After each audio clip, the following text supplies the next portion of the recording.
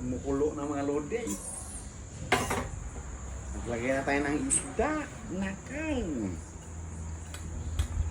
Tapos gulay mamaya. Nakalam. Ito yan. Ito yung isda natin na brim. Brim yan mga idol. Dalawa lang kasi yung mga bata hindi kumakain. Kami lang ni Manang yung kakain. Sabaw lang sa mga bata sa kape nyo rito. Yan. Tapos takpan natin.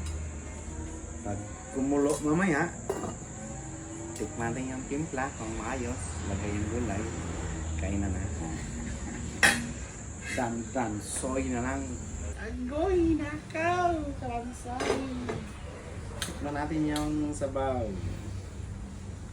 Sabaw ni Manoy.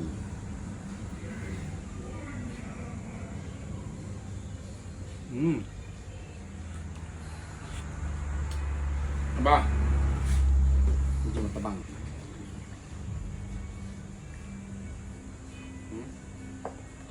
Pagbuot.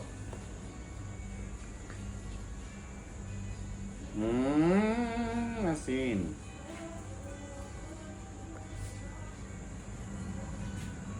Okay.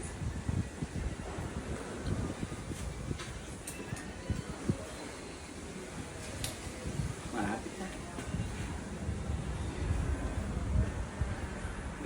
Hinahin tayo dito.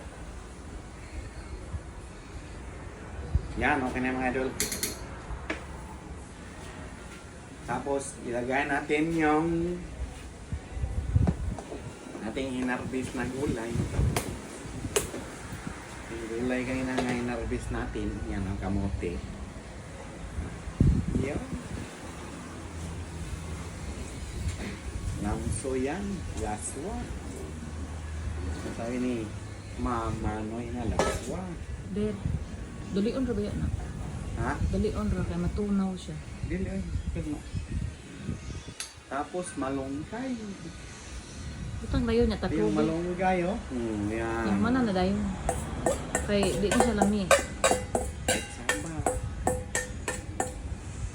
Ang tutorial. Tutorial eh.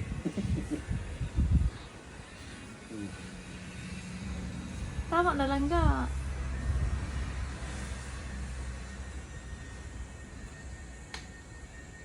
Pilaw eh.